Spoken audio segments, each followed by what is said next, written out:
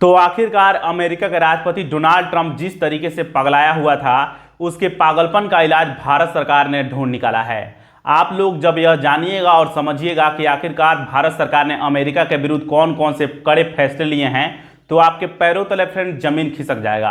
मैं एक एक चीज़ को काफ़ी अच्छे तरीके से बताने का प्रयास करूंगा और समझाने का प्रयास करूंगा, लेकिन आपको यह भी समझना जरूरी होगा फ्रेंड्स कि किस तरीके से अमेरिका का राष्ट्रपति डोनाल्ड ट्रंप जो है भारत पर 50% टैरिफ लगा दिया है।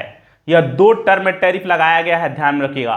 पहले जो टर्म था उसमें 25% टैरिफ लगाया गया और फिर दूसरे टर्म में 25% टैरिफ लगाया गया। पहले टर्म में जो 25% टैरिफ लगाया गया था वह भारत से अमेरिका में जो वस्तु आयात की जाती थी उस पर टैरिफ लगाया गया, और दूसरे जो 25% जो टैरिफ लगाया गया दूसरे टर्म का, वह भारत जो रूस से कच्चे तेल का आयात करता है उस पर दंडात्मक कार्रवाई के तौर पर अमेरिका ने भारत पर टैरिफ लगाया है। तो ये चीज़ आप लोग ध्यान में रखिएगा। इसी की जवाबी कार्रवाई में पूरा भूचाल आ गया है, पूरी दुनिया में भूचाल आ गया है। सबसे ज़्यादा भारत पर टैरिफ लगाया गया है अमेरिका के द्वारा। 50% टैरिफ, ये तो कम होता नहीं है, तो ये चीज़ आप लोग ध्यान रखिएगा फ्रेंड्स। इसके अलावा सबसे ज़्यादा भारत पर टैरिफ लगा है, इसके बाद ब्राज़ील पर टैरिफ लगा है, ध्यान रखिएगा।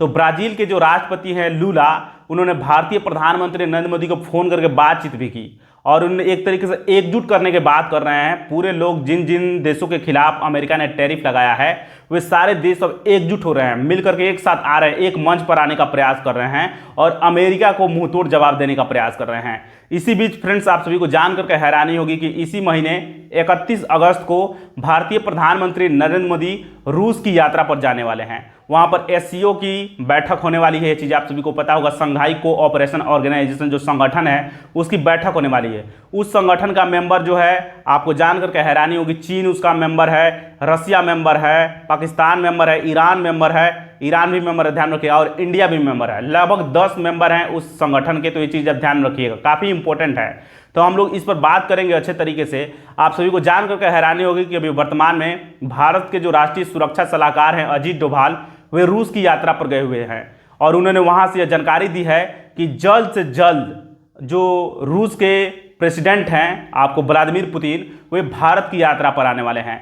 अब सोच लीजिए, जब भारत में आएंगे तो कुछ बड़ा होने वाला है, निश्चित तौर पर कुछ बड़ा होगा और अमेरिका के खिलाफ बड़ा होगा। एक तरीके से जिस तरीके से आप लोग देख रहे हैं चीन, रूस और भारत, एक तरीके से इनका गठजोड़ हो रहा है और इस तरीके से ये गठजोड़ अमेरिका इसको बर्दाश्त नहीं कर पाएगा। जिस तरीके से वे एक तरीके से दबदबा कायम करना चाहता है, अपने आप को सुपर पावर बोलता है, जो मन में आता है वो करने का प्रयास करता है, समझता ही नहीं है दूसरे देशों को, वैल्यू ही नहीं देता है, तो उसकी औकात थोड़ी दिखाने की जरूरत है।